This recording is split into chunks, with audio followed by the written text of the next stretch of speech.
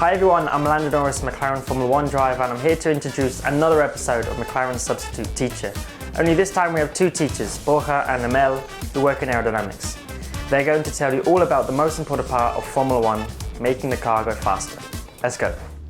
Hello, I'm Gemma, and I'd like to introduce this week's two McLaren experts. So tell us who you are and what you do. Hey everyone, so I'm Borja Ballester and I'm a senior associate at McLaren Racing. And I am Amel Chankaya. I work in aerodynamics and I have been with McLaren Racing since 2019. Well, welcome to both of you. Thank you so much for joining us.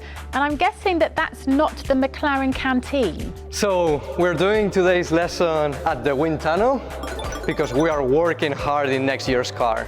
And because it looks really cool. It looks amazing.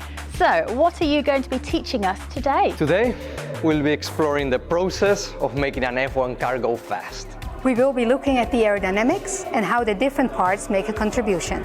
Finally, we'll set up an experiment involving a model car that you will make and a homemade wind tunnel.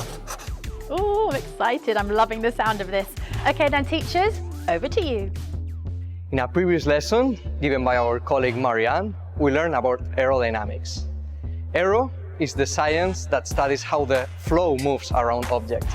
On this Formula 1 car here, the airflow pushes on the wings and aero devices along the car. This downforce is a force which pushes the car on the road. That way, it can get more grip from the tires, and that results in it going quicker through the corners. So, we want as much downforce as possible, but we also work hard to cut down the drag force. This is the force acting opposite to the motion of the car. If you want to understand what this is, imagine a race car with a parachute. Having a drag force makes you go slower on the straights. So an F1 car with parachutes. Sounds like something they would have done in the 70s. Actually, that gives me an idea. So designing an F1 car has two priorities: creating maximum downforce and minimum drag. Absolutely. All the winglets, gadgets, all the weird sticking out bits, all of that helps the car go faster through the corners and quicker down the straights. So how do you go about designing all these special pieces? Firstly, we sketch out the shape on a computer equipped with special software. This software is called computer-aided design, but everyone knows it as CAD. Then we want to know how much downforce and drag the new part will create. So we calculate in a computer by simulating the environment of the actual race car. These computations help us understand if the new parts respond as expected and how they affect the overall performance of the car. The challenge of F1 is that one teeny tiny change can have a massive effect. Although that's fine if it speeds it up. If we are happy with the results, we will send the new parts to the wind tunnel for further tests. A wind tunnel creates a much more realistic environment of what the car experiences on track, so we can get more accurate results. Which is why you're speaking to us from inside a wind tunnel. Exactly. A wind tunnel is a huge facility with a giant fan, which blows air into a scale model of our race car. In the wind tunnel, we can calculate the downforce and drag forces, and how this affects the lap time. Basically, it's a great test of whether the new aero device will make the car faster. So you've done a race simulation with your computer and in the wind tunnel, then what? Then it's the moment of truth. If we are happy with the results from the wind tunnel, we will bolt it onto the car and try it in practice.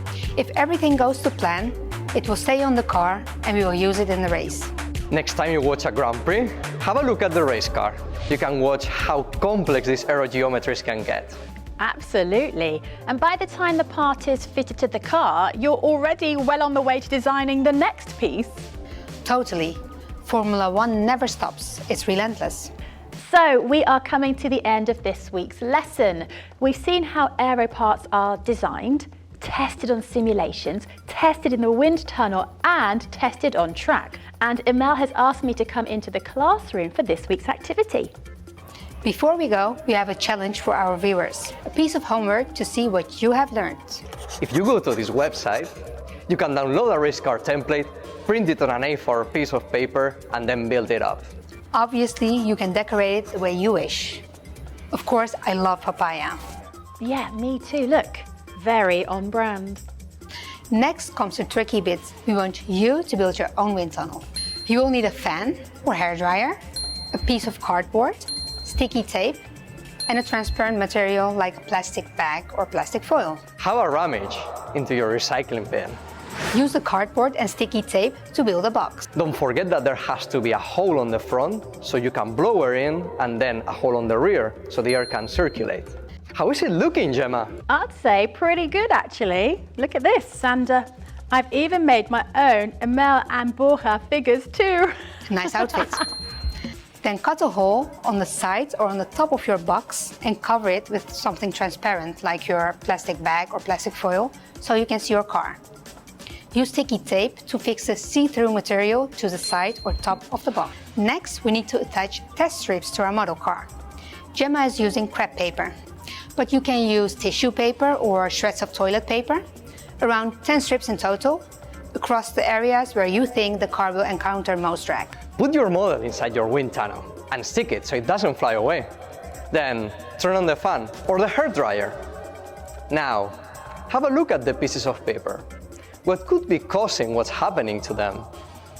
We want you, our amateur aerodynamicist, to come up with ways of reducing drag.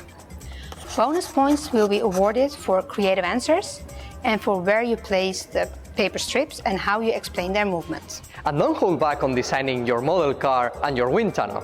F1 is all about originality and creativity. So there we go.